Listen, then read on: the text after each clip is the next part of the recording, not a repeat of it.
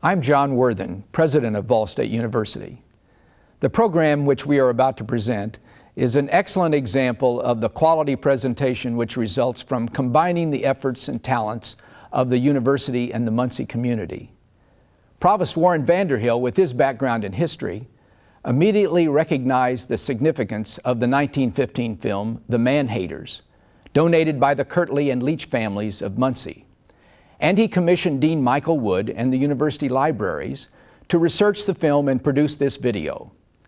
This program is the scholarly and entertaining result of that joint venture between university and community. We hope that you will enjoy The Man-Haters. Ball State University proudly announces the acquisition of a rare 1915 motion picture, The Man-Haters. So little footage remains of this era that, in the words of one film historian, The Man-Haters is a national treasure. Hello and welcome. I'd like to provide some background on the film The Man-Haters.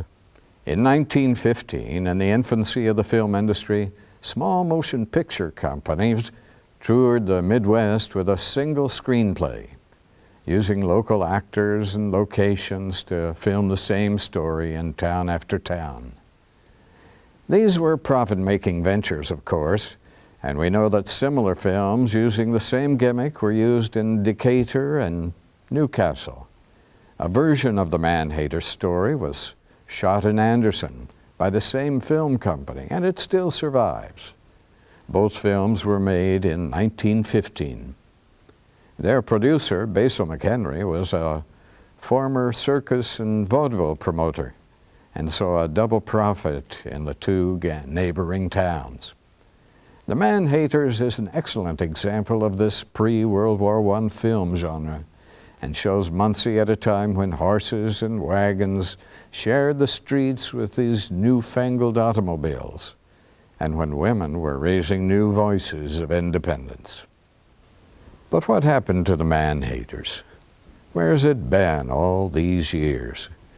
Bill Kirtley, owner of Muncie Volkswagen Audi, and Bill Barnett, director of business services for Ball State's Bracken Libraries, recovered the film nearly 80 years after its Muncie premiere. Bill Kirtley and his sister, Jenny Leach, donated the film to archives and special collections at Ball State's Bracken Library, and the staff began researching the players and locations seen in The Man-Haters. Bill Barnett had made a long search of the local newspapers, but had been thrown off because the film canister was labeled 1917-1918. During another viewing of the film, Bill noticed an automobile license plate dated 1915, and soon found stories of the contest to cast the film running in the Muncie Evening Press. With the help of Ron Pertain, the series of photos, stills, was created from the film and used to identify people, homes, and streets. Who will be Ruth? That was the headline in the Muncie Evening Press on October 19th, 1915. And with these words, the Evening Press and the Majestic Theater launched their search for a young woman to play the leading role in The Man-Haters. The contest ran from October 20th to November 2nd. To enter, citizens filled out the coupon printed in the Muncie Evening Press and deposited it in the ballot box at the Majestic Theater located on Walnut Street. Any young lady over the age of 16 residing within 5 miles of the Muncie city limits was encouraged to enter, and anyone with professional or screen or stage experience was considered ineligible. The contest stirred up quite a bit of interest. By the time it had finished, 22,000 ballots had been cast, and the population of Muncie at that time numbered only 34,000. The votes were counted daily, and the results were posted in the Evening Press. Contestants watched their progress and encouraged their family and all their friends to vote for them. Esther Hogan Holloway even ran an ad in the the evening press to drum up support. And the woman having the most votes by November 2nd would be Ruth. But there were also parts in the Man-Haters for 9 other contestants. And there were roles as well for 3 young men. And now for our story. It centers around a group of 10 women who believe that men are animals. They formed the Man-Haters Club to abstain from men. Ruth, the heroine, is the club's president. And Henry, the hero, is president of a local fraternity. He is smitten by Ruth and convinces his sister Alice, also a member of the club, to arrange an introduction.